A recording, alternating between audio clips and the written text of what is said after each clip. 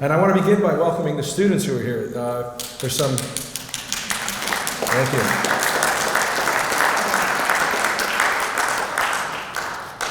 We know you've been through a lot this last year. We can't even imagine all that you've been through in the last year and a half. And we appreciate that you're joining us. It's going to be informative, and knowing Joe Farrell, it's going to be fun, probably a little humorous too. And as someone who graduated 25 years ago this year, I have to remind myself that the students who are here largely were born after that,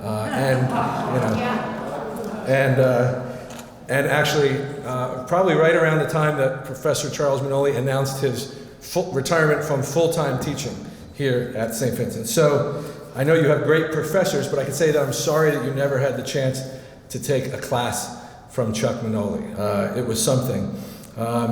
One St. Vincent graduate said many times to me that having Chuck Manoli as a professor marked a turning point in his life. And each time he said it with such sincerity and raw emotion that I was always moved by it. And his name was Joe O'Connor. And along with Jim Baumbach, he was a founding member of the Scholarship Committee, and many here tonight know Joe. And he was a treasured friend. And we lost him last year to COVID. So I just wanted to take a moment and remember Joe if we could.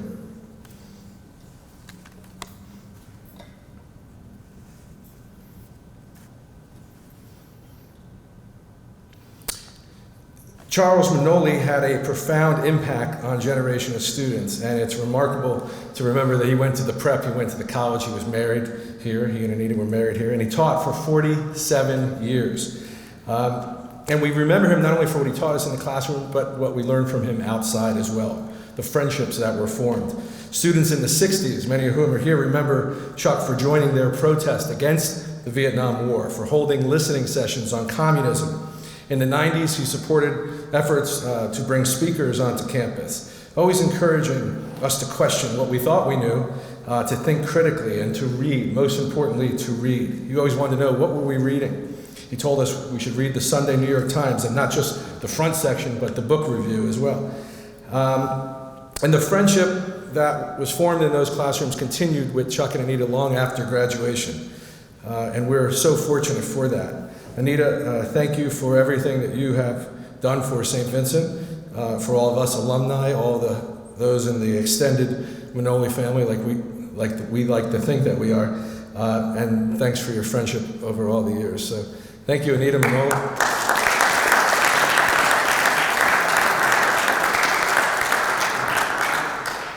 And I want the students to know something else. All that effort that Chuck Manoli brought to St. Vincent, that vigor, didn't end after all that teaching. He and Anita started a scholarship with their own funds to benefit students and provide tuition assistance to students with financial need.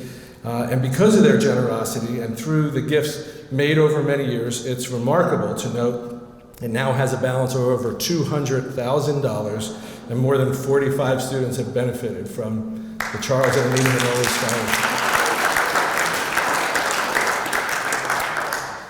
So I want to thank the School of Fine Arts Humanities for hosting this lecture each year, to the faculty and the staff who help us honor Chuck's memory, especially to Denise Haydorn for everything she has done to make this a success. Thank you, Denise. She's wonderful. And last thing for the students, a lot of class of 68 guys here tonight. You're going to hear about that. I heard about it when I was here. It's an infamous class with lots of great people. They show up at every reunion, they set the bar really high, they have double or triple the numbers that I do and every other class does.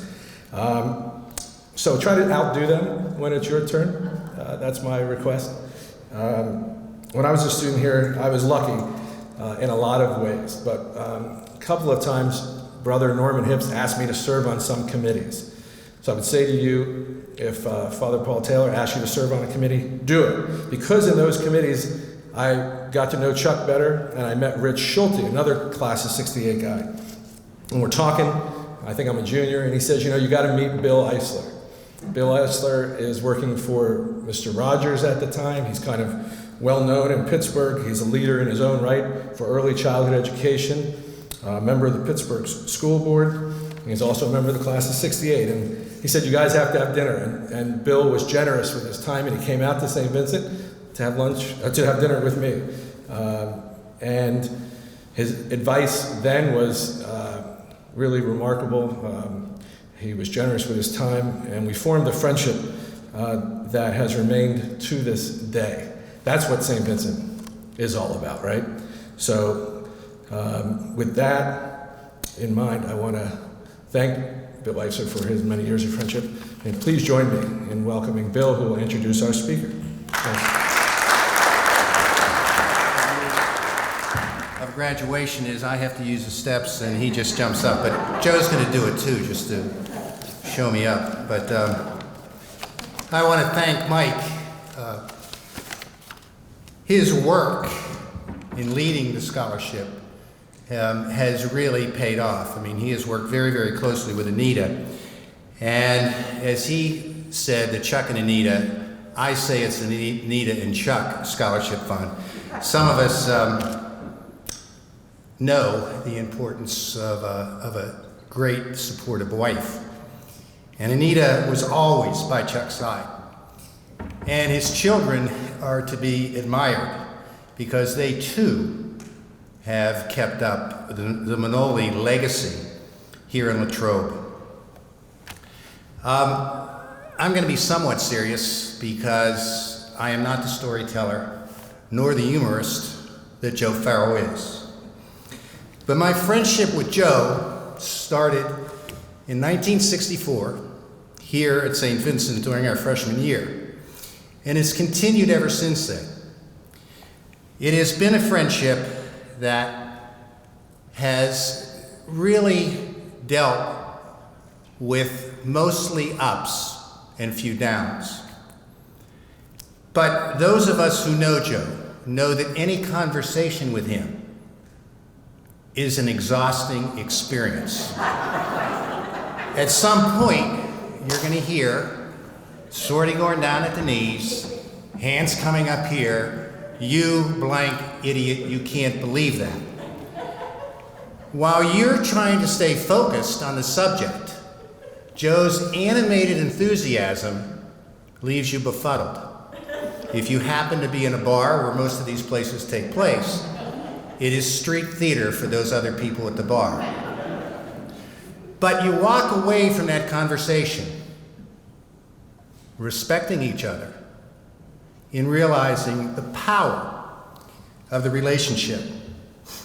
Joe's had an amazing professional career. He worked in the same building with my wife. We were not married at the time. I was living in Pittsburgh. And she got to know Joe. She is probably one of the few people in life that when she describes Joe, says that he's charming. I'll bring that up again in one moment. Joe has been both in public service for the Commonwealth of Pennsylvania in 3 positions, I'm going to talk about 2, and in corporate life. He was the first, he was chosen by Milton Schaap to start the Governor's Action Center, the first ever in Pennsylvania. And it was a place where people could call in or write in to ask questions, to give advice, to try to seek solutions to their problems with the Commonwealth. Joe could do a book about that and his experiences at the center, but he was so successful that the PUC, when they were beginning to have their first Bureau of Consumer Affairs, asked Joe to be the first Bureau Director. And he was definitely, in both positions, an advocate for the citizens of the Commonwealth.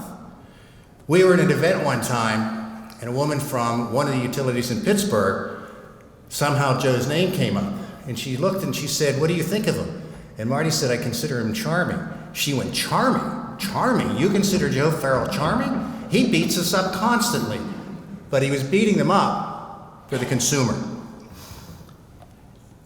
His success is something that I have always admired because there's a lot of humility with that success. Throughout his professional and personal life, he has never retreated nor surrendered from his values. And I find that something to admire. He has kept his youthful enthusiasm, his imagination, and his creativity.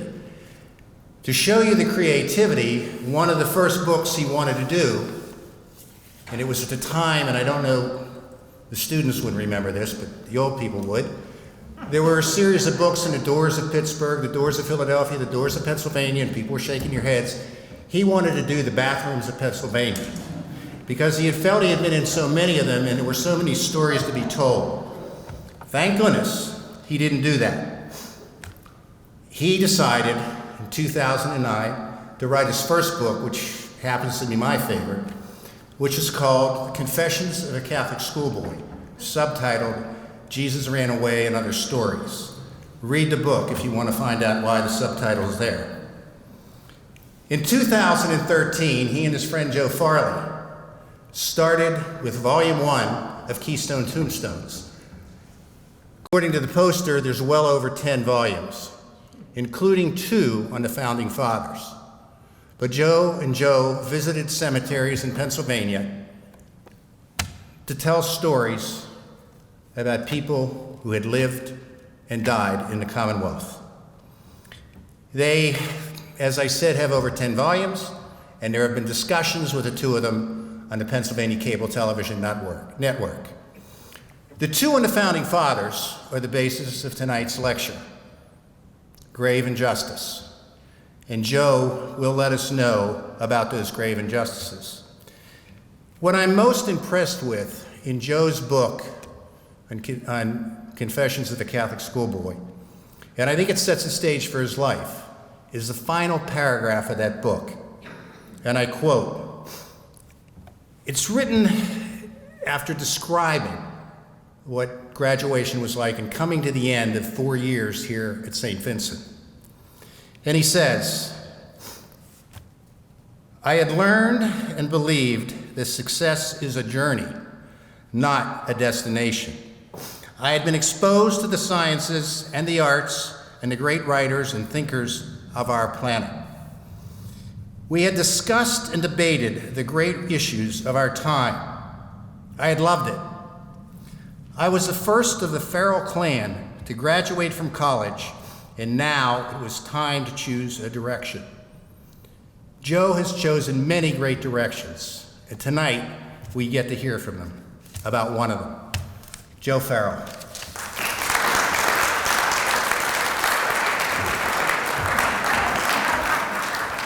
Thank you. Thank you, Bill, for telling those lies about me. That's real friendship.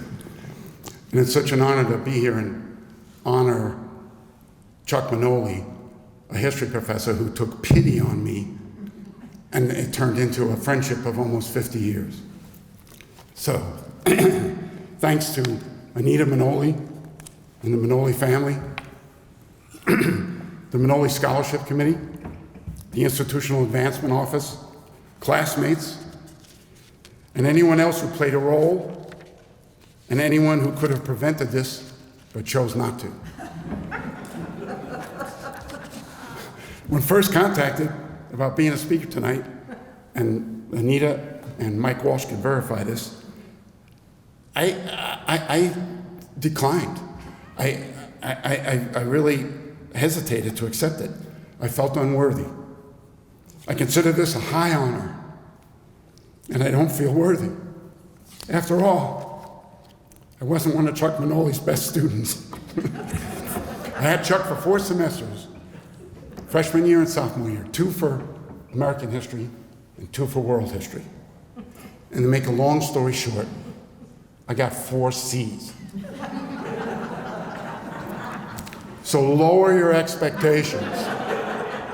Once Chuck did, our relationship blossomed. Unlike past speakers, although I've written and published 20 books, Spielberg and Hanks haven't been in contact with me. I didn't go to Harvard Law and become CEO of a major corporation. I wasn't Mr. Rogers' right-hand man. And I haven't produced a Broadway show and invented a new way of communicating on the internet. I was just a ball-busting rule-enforcing bureaucrat for 48 years. I do hold SVC and Chuck Manoli very dear. I came here off the streets of New York City and hardly opened a book in high school. At both St. Andrew Avellino and Holy Cross High School, I seemed to be in constant trouble and was smacked in the face many times by the nuns, brothers, and lay teachers. I even wrote a book about it. How do I do this? They told me how to do it. Oh, click on this. Okay. So the book that Bill mentioned, Confessions of a Catholic Schoolboy, has actually been republished by a different publisher, and he titled it Jesus Runs Away. He thought it would help sales because Confessions of a Catholic Schoolboy sounds like a downer. And this book is a very funny memoir about my youth, about my Catholic education. And so it was New York City, growing up in the 60s. I'm very proud of it. Still I'm proud of it. I read it recently after like 10 years, and I think it's pretty good. Things could get pretty rough in New York back in the 60s. We had a guidance counselor that used to ask us, what do you want to be if you grow up? The last third of the book is about my time here at SVC and how the 4 years here affected me, affected my life, and changed me. I was sinking into cynicism and despair. The world seemed to have gone mad. Air raid drills, it's in the book. Sputnik, the Cuban Missile Crisis, JFK assassination, lynchings, race riots in our cities, draft riots, Martin Luther King assassination, RFK assassination, and through it all, Vietnam. I was lucky to have been accepted here. You want to talk about history? They say history repeats itself. Here's a piece of history that I don't think will repeat itself. That's my bill from my junior year here.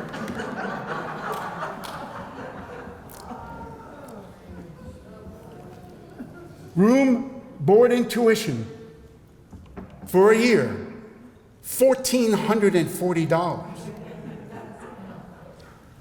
That's why I went here. I don't think that's going to repeat itself. I would love for it to do that. My parents couldn't help pay for college, so I worked and borrowed my way through. Helped enormously by Chuck Manoli, who one day after class he said, "Farrell, come see me in my office." I was like, holy shit, what did I do now? Why does he want to see me? I couldn't imagine what I did wrong. So I went in to see him, and he said to me, "Would you be interested in a job at the brewery?" I said, "I don't know why." Chuck worked at the brewery to supplement his meager salary here. I said, "Well, I don't know." He said, "It pays $3.65 an hour." I said, "Yes." I was making $1 a quarter working in the cafeteria here, loading his juice machines and milk machines and taking your dirty dishes and sending them down the elevator and taking them out and stacking them. $3.65 an hour.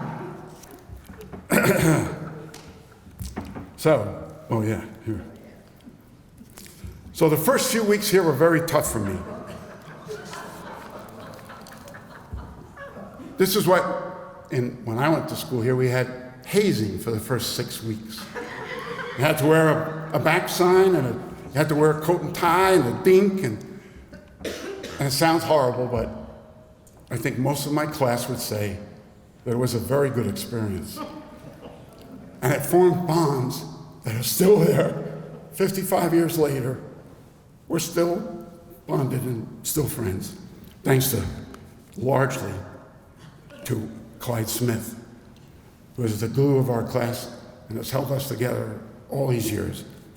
I'll get more about Clyde later. And here's something that is very important in my view. I remember Father Ronald Gorker. Our class has a scholarship, this class of 68, Ronald Gorker Scholarship. He was a dean of studies at the time. And we had, during our orientation period, the first 6 weeks, Father Ronald had an orientation session in Kennedy Hall, and we all had to go to it. And of course, we're expecting the usual kind of bullshit. Look to your left, look to your right, only one of you will be here next year, blah, blah, blah. You better knuckle down, you better study, blah, blah, blah, blah, blah. That's what we were expecting, but that's not what we got. It was amazing. Father Ronald said, don't obsess about grades, which was music to my ears. I couldn't believe he said that. He said, and I never forgot this, there are 5 forces that are controlling your life: the physical, the psychological, the economical, the social, and the political. The more you know about them, the freer you are to operate within them. Knowledge is freedom. Don't leave here ignorant. This is a chance in your life to learn about these forces, to devote your time to learning. It won't happen again in your life. You'll be too busy. Don't leave here ignorant. Learn as much as you can about those forces and how they're controlling your life. Well, I kind of took it to heart. As a psych major, I took elective courses in philosophy, English, sociology, and political science. Actually, ironically, there was a political science professor named Mr. Gold. He was a local lawyer, and he taught a course here in American government at night. And I wanted to take it. I heard great things about it, and I wanted to learn more about our government. And so I reluctantly, I was afraid it's going to be all political science majors, and me never having a political science course, I'm going to be killed. So at the time, you could take a course, one course, a semester, maybe a year, on a P/F basis. Is that still the case here? Can you take a course on pass-fail basis, and it doesn't count in your GPA? You can? Okay, so I took Mr. Gold on a P/F basis. I loved it. I would have gotten an A. I should have taken Chuck Manoli on a P/F basis. I would have done the award much better. I majored in psych because I liked psych. I didn't have a plan, and this is mostly for the students. I often felt odd that I had no plan. I was planless. Maybe some of you students feel that way now. There were guys who were going to be, they were accounting majors, they were going to join an accounting firm, they were bio majors, they were going to go to med school or dental school. They were going to get they were business majors, and they were going to get an MPA, an MBA, and go into business. These guys all had plans. I had no plan. I was completely planless. They say if you want to make God laugh, tell him your plans. So without a plan, I wandered through the world, had a long, happy, unusual career, and thoroughly enjoyed the journey. Planless the whole time. I started out as a psychologist in a maximum security prison. Bill skipped that part. And ended up in the Supreme Court of Pennsylvania. Along the way, I served 4 years on Governor Schaap's staff and did 21 years in the Public Utility Commission. There's no way in the world I ever dreamed of being anywhere near the Public Utility Commission or interested in it or cared about it. But I wound up 21 years there. I'm retired now, and as a hobby, I write books with a friend, Joe Farrell. We were having a few beers and came up with the idea of Keystone Tombstones, that it would be fun. Joe said, you wrote a book. I really liked your book. I would love to do something with you. So we thought about it, and we came up with this notion of visiting the graves of dead people buried in Pennsylvania and writing little mini bios and telling stories. Hopefully in each chapter we say a few interesting things about the people that aren't real well known or people don't really realize. So we've done a dozen Keystone Tombstones and then went to New York, visited graves in the New York City area, and we have 2 volumes of Gotham graves, and now 4 volumes, new one out, of our founders. So over the last 10 years, I've spent a lot of time visiting cemeteries. And my friends and family started wondering if I have some kind of a problem. You know, you're always in cemeteries, you're always writing about dead people and death and stuff. Are you afraid to die?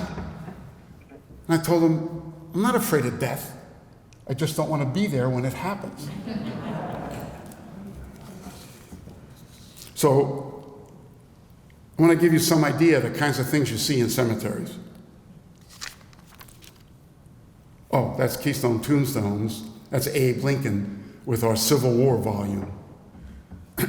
He really likes it. Remember this guy? Frank Gorshin, better or well known as the Riddler. He's buried in Calvary Cemetery in Pittsburgh. He went to Peabody High School. He went to Carnegie Mellon School of Drama. And he had the mixed fortune of being on Ed Sullivan on February 9th, 1964. Anybody know why that was a mixed blessing? That was the Beatles' American debut. Nobody paid any attention to Frank Gorshin. It was like he was invisible. Whoops. His agent told him he had a chance to win a major movie part that was filming in LA. The movie was Run Silent, Run Deep. He had to get to LA as quickly as possible for a screen test because they were very close to casting it and finishing auditions. He drove 39 straight hours to LA for a screen test. Fell asleep, crashed, fractured his skull, and Don Rickles got the part. By the way, I'm curious about this is his grave, which is a very unusual and beautiful grave. And at the bottom it says, what does it all mean? Frank Gorshin's grave.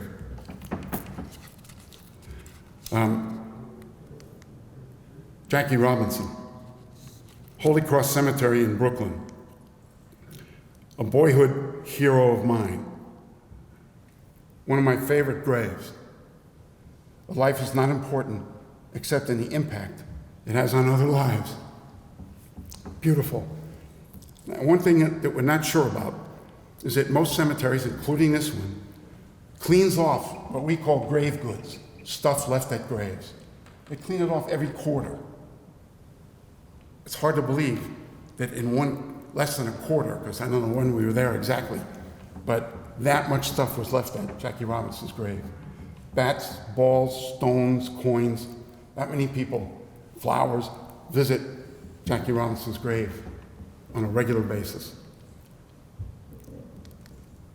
My other boyhood hero, I was a Brooklyn Dodger fan, was Gil Hodges. He's at Holy Cross Cemetery in Brooklyn. Both were boyhood heroes. When they left Brooklyn, I was 12. I never got over it. I showed signs of post-Dodger stress disorder. I still hate the Dodgers for leaving.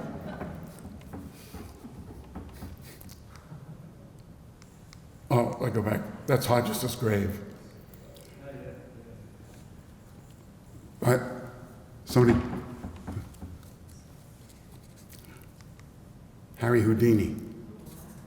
This is Macpella Cemetery in Queens. I find it so ironic that Harry did all this death-defying stuff. I mean, completely amazing. That's how he's so famous. Death-defying tricks, chained underwater, all of these escapes, unbelievable. And he died from a punch in the stomach. He used to, as part of his act, and when he appeared, He would allow somebody who was so proud of how hard his stomach was to punch him in the stomach just as a gimmick. Well, somebody in Canada punched him in the stomach and ruptured his appendix, and he ignored it, and it killed him. That's a wider shot of his grave. He died on Halloween, which is another ironic thing, kind of a Halloween story. And every Halloween, which will be in a few days, the Magicians Association of America holds a service at this cemetery called the Service of the Broken Wand. Here's a couple other graves that caught our eye.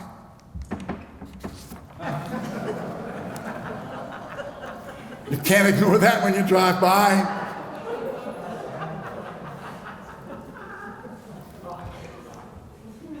William Hahn, I told you I was sick. Maybe he was a hypochondriac? We'll never know. We'll never know.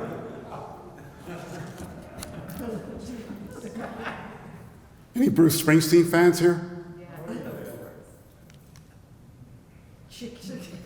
They blew up the Chicken Man in Philly last night. They blew up his house too. The opening lines of Atlantic City. Well, this is the Chicken Man. And they did blow up his house, and they killed him. And this is his grave.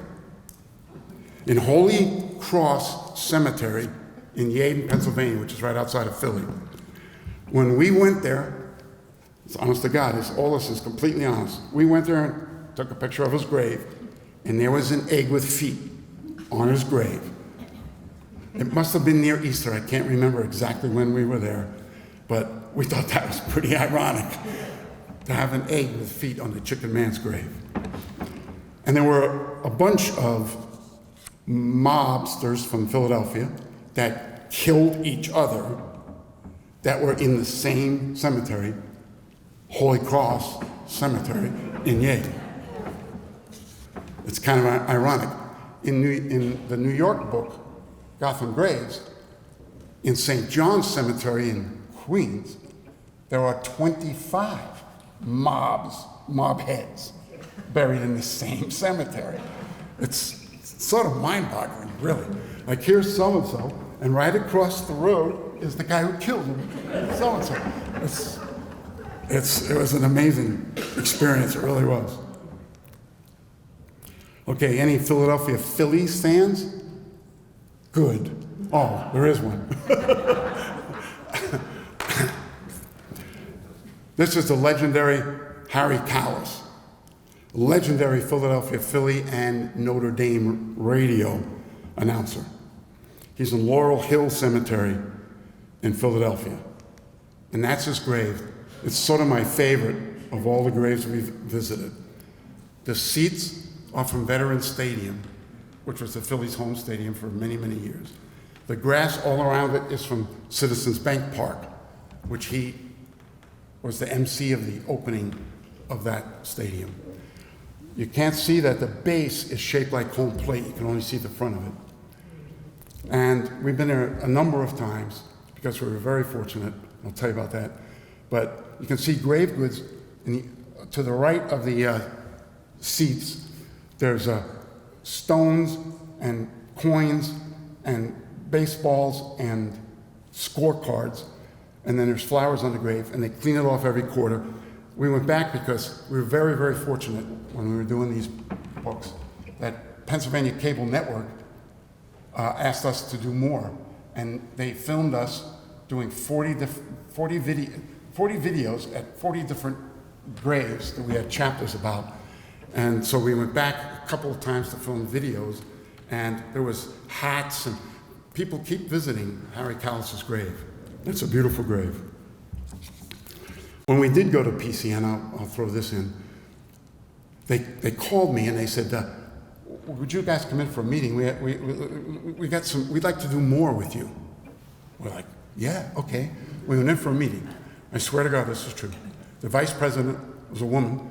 We sat at this long table outside her office, and she finally came in from the other end, and she said, "You are exactly what our audience wants." And Joe Farley leaned over to me and whispered, "This station must be in a lot of trouble."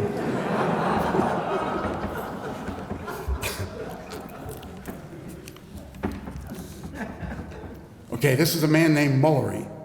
He's in Saint Vincent Cemetery in Larksville, PA. Obviously, a big Notre Dame fan. I can't imagine a family agreeing to that. The guy must have been. So, any questions before we look at some of the founders? No? Okay. One question, I got a question for you, the students. Were you forced to be here tonight? Did they use some kind of coercion? No? You really came here voluntarily? Okay, things have changed.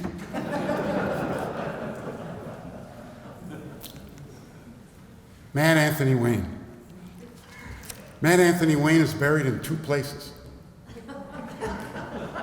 I've been to them both. He's buried in Garrison Hill in Erie County. I knew almost nothing about Mad Anthony Wayne until I was writing this book. I found out that he was an amazing general, one of Washington's favorites, somebody he could always trust, somebody that was always honest, and somebody that wanted to fight the British. He believed in freedom for America. He wanted to fight. Surprisingly, or at least the way I was brought up, most of our generals weren't too keen on taking on the best equipped, largest, best trained army on the planet with farmers. They weren't that hot on doing it, but Anthony Wayne was, and he wanted to fight. And they mocked and ridiculed his attitude and nicknamed him Mad Anthony Wayne, because he wants to fight. So, he fought in a number of very important battles. The Battle of Monmouth was the first time American troops stood up toe-to-toe against the British. Actually, it was a draw, but it was regarded as a big American victory because it's the first time that we didn't get our asses kicked. So they considered it like a victory. But it was kind of a draw. Then he had one of the best events, or for the colonials, one of the biggest events of the war, was the Battle of Stony Point in New Jersey, which I knew nothing about. But there was a big fort above the Palisades, right near the Hudson River in New Jersey. He planned and executed and led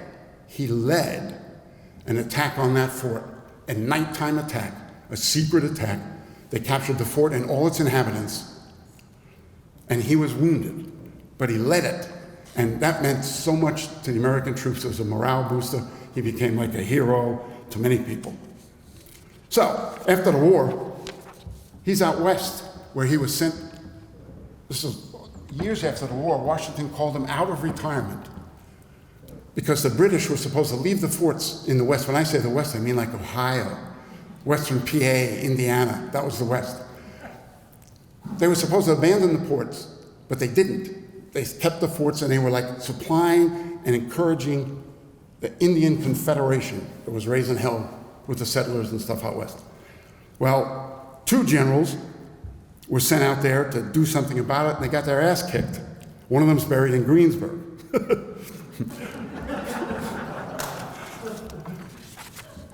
I'm serious. But anyway, so he was out west, and he was on his way back, checking out forts and stuff, and he stopped in Presque Isle, which is in Erie County, where there was a fort. And while he was in Presque Isle, he got an attack of gout and died. And he was buried in this. It's called a blockhouse. It was like a popular fortification at the time. I wouldn't feel too safe in that, I'll tell you that. But apparently they did, because you could shoot from anywhere you had to shoot, and I don't want to be under attack in that thing, I just don't. But anyway, so he died in Erie, and he's buried there in the base of that fortification. And there's his gravestone. 14 years later, His family really wants his remains returned to their estate in Wayne, Pennsylvania, which is right outside Philadelphia. So they convince his son, Isaac, to drive 400 miles to this place and return his remains. So Isaac calls a doctor, Dr. J.G. Wallace, from Pittsburgh, who served with him in the Army, and said, could you help me? I don't really, I don't have much experience with bodies or dead bodies, or I could really use some help. And so the doctor said, yeah, he would. So they get there, they pull up that stone, they dig up the casket, they open it up, and to their surprise, only the lower half of one leg had disintegrated. The rest of the body's still like intact.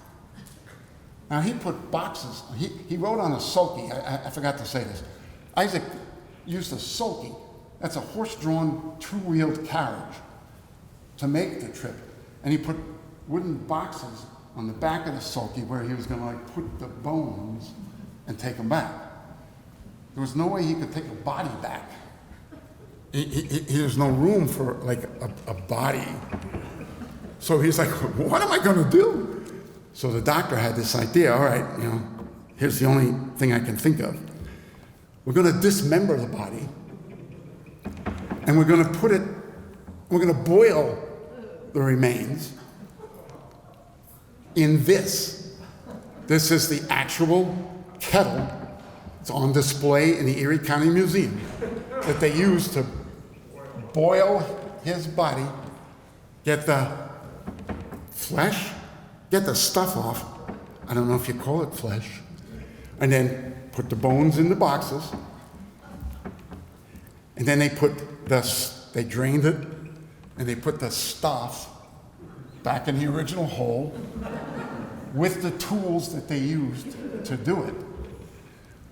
And Isaac took the body back to Wayne, and this is his tombstone in Wayne.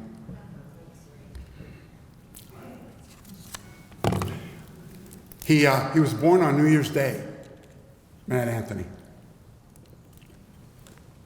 And there's a legend, it's a legend that's been pervasive for 200 years, that every New Year's Eve, his ghost travels that route and looks for bones that fell out of the box.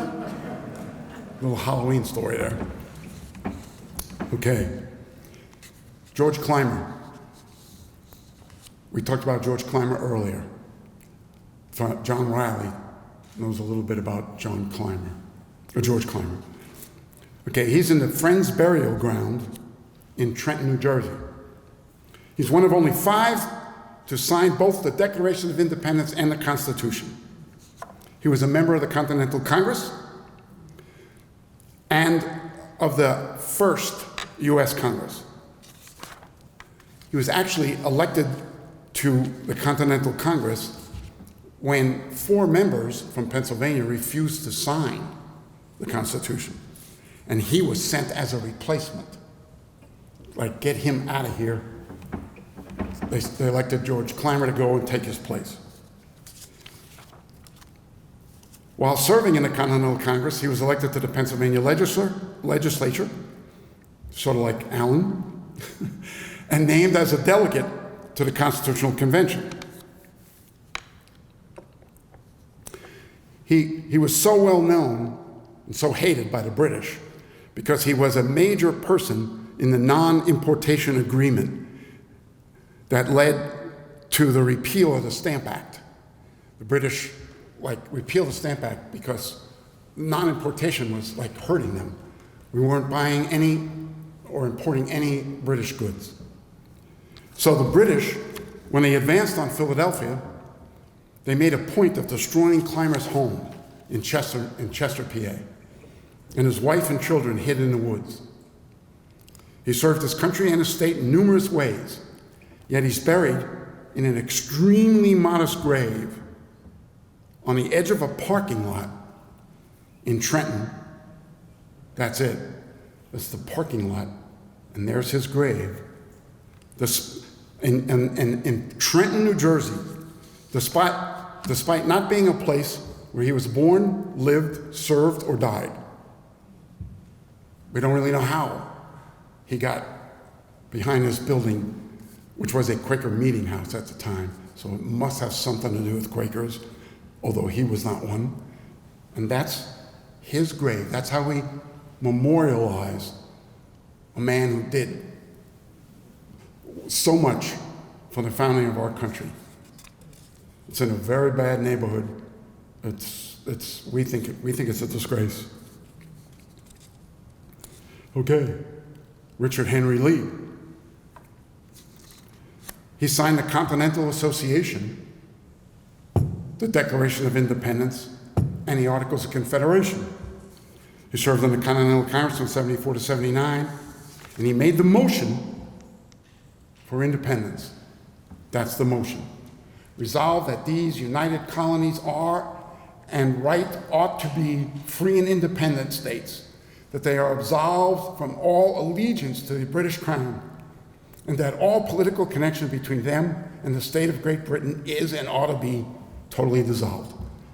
This was an act of treason, and he proposed it. In 1784, he was elected president of Congress. He was a delegate to the Virginia Convention to ratify the Constitution, and he was appointed to serve as Virginia's first senator in the first Congress. He died in 1794. Here's how we memorialize him. This is called the Burnt House Field in Coles Point, Virginia. That is an operating, working soybean field at the end of a dirt road that you would never find in Coles Point, Virginia. We had to use, modern technology, the coordinates, which I don't even know how to do that. We had my publisher was with us. He knew how to do it, to find this grave. Absolute working soybean along a dirt road that isn't on any map. It's like, is this ridiculous or what? And behind that 4 brick walls is that grave. I don't know. Strikes me as an odd way to memorialize a man who did that. Thomas Mifflin. Just listen to this. Thomas Mifflin served 4 terms in the colonial legislature. He was a member of the First and Second Continental Congress. He was commissioned as a major in the Philadelphia militia. He was expelled from the Quaker Church for engaging in war. He joined the Continental Army in June of 75, promoted to a brigadier general in May of 76. He fought at Long Island, Trenton, Princeton, and wintered at Valley Forge with Washington. He was elected to the Continental Congress in 1780. He was elected president of the Continental Congress in 83. He presided over the ratification of the Treaty of Paris, which ended the war. He accepted Washington's resignation as commander-in-chief. He represented Pennsylvania at the Constitutional Convention and signed it. He was elected as Pennsylvania's first governor in 1790 and served 3 terms. He died in 1800, and this is how we honor his memory. This is at the base of this church in Lancaster, the Holy Trinity Lutheran Church in Lancaster. At the base, to the right of that door, is where that is. And that's the sign outside that says, the present, dedicated, here lies the remains of Thomas Wharton and Governor Thomas Mifflin. Now he was buried in their cemetery at first, at state expense. He had no money. He had devoted his whole life to public service. In 1840, they relocated all the bodies from the cemetery, but not his, and we don't know why. So we try to explore this issue. I called the Lancaster County Historical Society. They said, talk to the church. We don't know anything about it. We have nothing to say. So I was like, whoa, that's bad. So we talked to the church. One person says, yeah, he's buried out where it says he is. We're like, really? Another story on the internet when we were on some of those, what do you call them when you're talking back and forth, said that he's buried in the parking lot. They never moved him, and then they paved it over, and he's under the parking lot. They just put that stuff up to hide the fact that he's still buried where he was. And then an elder of the church that we cornered said that he's buried in the basement of the church somewhere, and he doesn't know why they won't admit it. So anyway, that's how we remember the guy who did all that. We think it's a crime, really. Samuel Chase, 1764. He was elected to the Maryland General Assembly. He led a rebellion against the Stamp Act.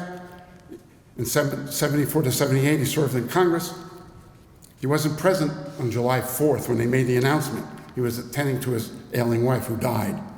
But he signed the Declaration of Independence on August 2nd, which is when almost all of our founders signed the Declaration of Independence. In 1796, Washington appointed him to the Supreme Court. He was very critical of President Jefferson, who in return urged his impeachment for being critical of the president. Sounds like somebody recently. Anyway, he was in fact impeached in 1804.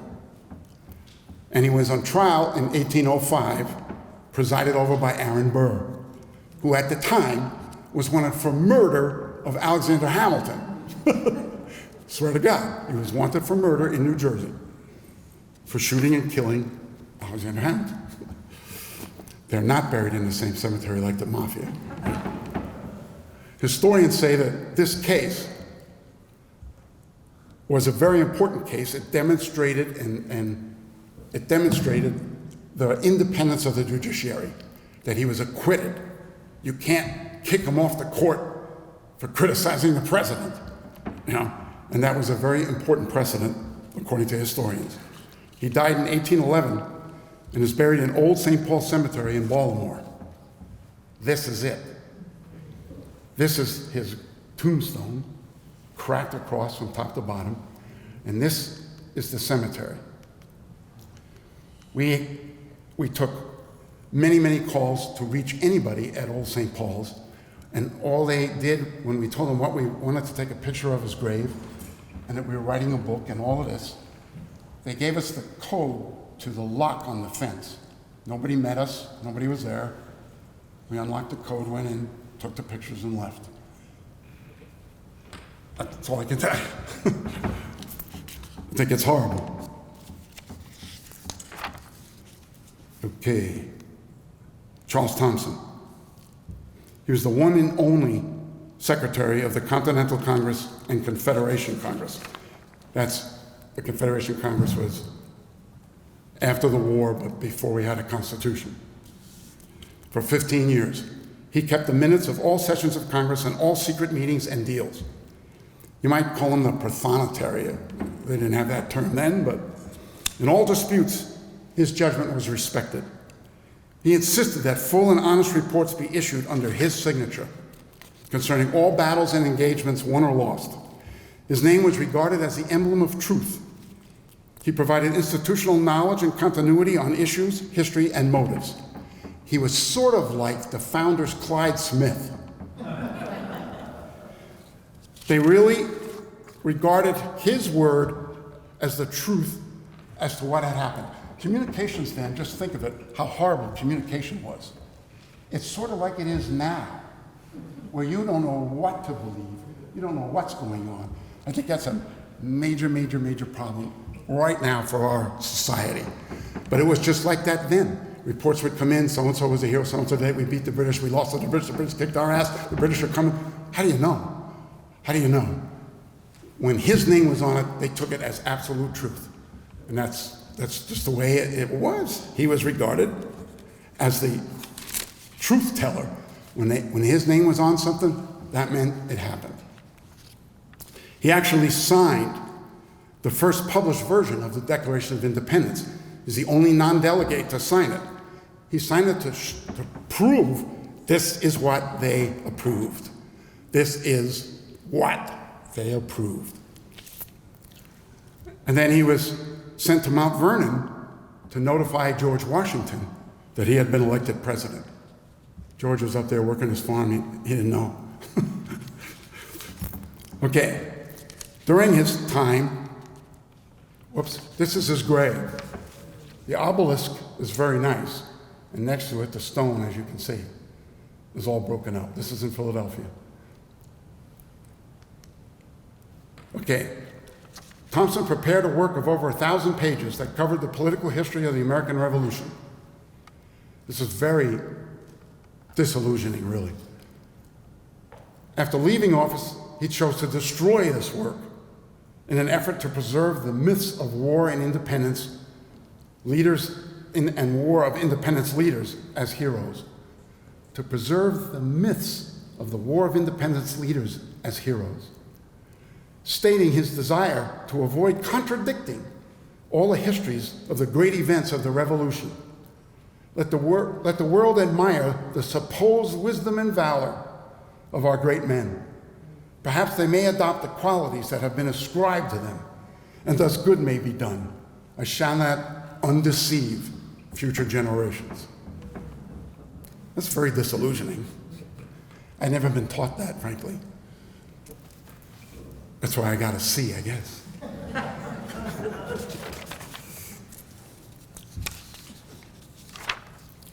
Okay, we're getting near the end.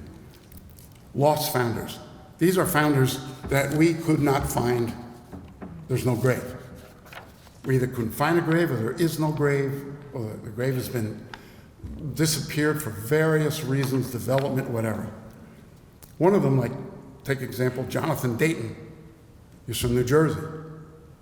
He fought with Washington at Brandywine in Germantown and wintered with him at Valley Forge. He was promoted to a captain and fought at the Battle of Yorktown. He was a New Jersey delegate to the Continental Congress and to the Constitutional Convention. At 26, he was the youngest signer of the Constitution. He served in the U.S. House. He was Speaker of the 4th and 5th Congress. He served in the U.S. Senate. Dayton, Ohio is named after him. He was buried at St. John's Episcopal Church in Elizabeth, New Jersey.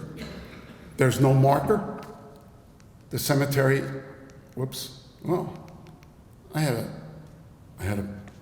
thought there was a slide of the cemetery. Oh, there it is. That's the cemetery, St. John's Episcopal Church in Elizabeth, New Jersey. We called numerous times, left voicemails. No one ever returned our call. We could never reach anybody at the church.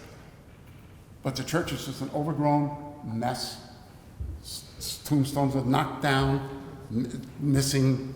It's all locked up. You can't get in it. That's the situation for Jonathan Dayton. We think maybe he deserves a little better. Gotta go back. Okay, Thomas Paine, the author of Common Sense. The author of Common Sense. His 47-page pamphlet sold 120,000 volumes in 6 months. In the first 6 months. 120. You know what that is now? 120,000 volumes? He was buried on Long Island in New Rochelle on his farm, but then was transported to England for reburial at his homeland. But it never happened. His remains were lost. Nobody knows where Thomas Paine is buried. Tough to get to. These founders are really hard to get to. By that I mean, like, example, Charles Carroll of Carrollton, the only Catholic signer of the Declaration of Independence. He's buried in Ellicott City, Maryland. Dogerian Manor, it's called. It's on private property. This really kills us. It's private property and you cannot access it. They do not want visitors. They do not want anybody there. Yet it's a National Historic Landmark. Wouldn't you think that a National Historic Landmark, you should be able to visit it or see it or something? Why would you want it designated as a National Historic Landmark and prohibit trespassers? I don't know, but that's the situation. He was also the biggest slave owner at the time in the country. Okay, then John Jay, he's buried in Rye, New York, first Justice of the Supreme Court, a great man by most standards. He's buried on his estate in Rye, New York. We contacted people there. They have a committee or something that runs the property. They wouldn't let us in. We said, we just want to take a picture of his grave.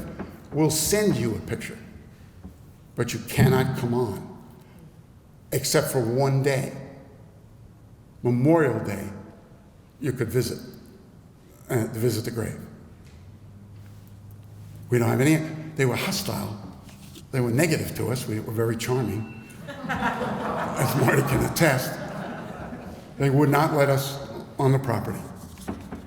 So that's just an example of some of the tough to get to. Here's some statistics. We included 212 people as founders. We have our criteria. I won't bore you with them. It's pretty simple. Signed one of the 4 documents that founded our country, or had a big military role, or you know. So there it is. Signers of the Declaration of Independence, Continental Association, or Confederation, or Constitution, or a worthy military leader, or a thought leader, or a legendary hero. 15 are lost. We just went over that. 197 can be visited. And at least 20 are tough to get to. We visited, okay, that's outdated, but we're up to only like 15 left or something. We have a website. It's called adoptapatriot.com. And on our website, we have a wall of shame, which includes graves that we think are a disgrace. And there are 46 graves on that website that we think are a disgrace to the memory of the person buried there. Here's another example. Robert Livingston. Robert Livingston was on the Committee of 5. That's Livingston, Adams, Jefferson, Franklin, and Roger Sherman drafted the Declaration of Independence. Long story short, that's his grave. Not the one on the right, the one on the left. That's it. We were like flabbergasted. That's Livingston's grave. There's no mention of anything. There's nothing to tell you about him, what he did, what he accomplished. That's in Tivoli, New York. Next to that is Rufus King, who signed the Constitution, was a Continental Congressman from Massachusetts, who's buried in Jamaica, Queens, and that pink building behind his grave is a McDonald's. You can't read what's on there. It's in a church cemetery that's just totally neglected. This is Thomas Morton in Chester, PA. He was in the First and Second Continental Congress, signed the Declaration of Independence. It was a horrible situation. We were on TV and talked about it. We embarrassed, I think, Chester. And the next time we were there to do a video, they had actually cut the grass and actually took the horrible, tattered American flag down and put up at least a complete new flag. But it was a horrible situation. It's a weird, weird place. Yeah. So this is something that inspired us to do this kind of stuff. Poor is a nation that has no heroes. Shameful, the one that, having them, forgets.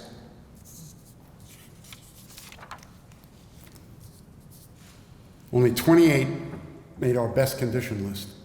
121 are in average condition, which means a worn tombstone in a mostly suburban or rural setting.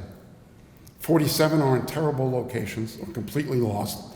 39 have limited or no access. 76 have stones in badly worn or worse condition. 30 have poor or no maintenance. 70 are poorly memorialized. Over 1/3 are deficient in some way. We were calling for restoration, renewal, or relocation of various graves.